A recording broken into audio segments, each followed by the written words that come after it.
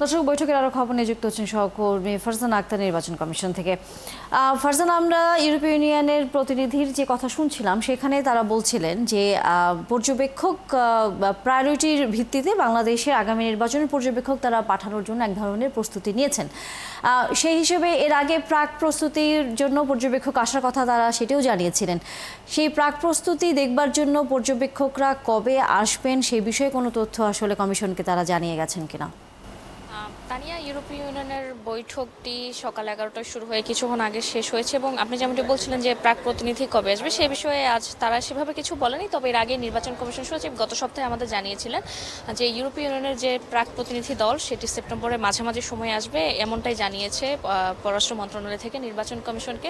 এবং আজকের বৈঠকে আমি আগের সংবাদে যেমনটি বলছিলাম যে আর্থিক সহায়তার বিষয়টি আলোচনা হতে পারে, সেটি আসলে আলোচিত হয়েছে এখানে। এবং সেক্ষেত্রে ইউরোপীয় ইউনিয়ন যেমনটি বলেছে যে 4 মিলিয়ন ইউরো সহায়তা দেবে বাংলাদেশকে নির্বাচনের জন্য। সেক্ষেত্রে তারা যেমনটি জানিয়েছে যে তারা অন্তর্বর্তী সরকারের সাথে কথা বলবে, পাশাপাশি ইসির সঙ্গে যে আলোচনা সেটিও চলতে থাকবে। এবং তারা যেমনটি বলেছেন যে বাংলাদেশে তারা দেখতে চান আগামীতে একটি অবাধ, সুষ্ঠু এবং নিরপেক্ষ নির্বাচন এবং ইউরোপীয় ইউনিয়ন বাংলাদেশের সাথে তাদের অংশীদারিত্ব বজায় রাখতে চায়। পাশাপাশি তারা যেমনটি বলেছে যে বাংলাদেশের নির্বাচনকে আসলে তারা সবসময়ই গুরুত্ব দিয়ে দেখে। এবং আমরাও কিন্তু দেখেছি যে বিগত নির্বাচনগুলোতে, বিশেষ করে যে 24-এর নির্বাচনেও কিন্তু ইউরোপীয় ইউনিয়ন এসেছিল এবং তারা নানা সময় ইসির সঙ্গে বৈঠক করেছে। পাশাপাশি তারা যেমনটি বলেছে যে তারা মূলত যে বিষয়গুলোতে কাজ করবে সেগুলো হচ্ছে যে ভোটারদের যে প্রশিক্ষণ, পোলিং এজেন্টদের প্রশিক্ষণ, পাশাপাশি ভোটের সাথে সংশ্লিষ্ট যারা থাকবে অর্থাৎ কারিগরি বিষয়ে তারা সহায়তা দিতে চায়। আর্থিক সহায়তার পাশাপাশি তারা কারিগরি বিষয়গুলোতে সহায়তা দিবে।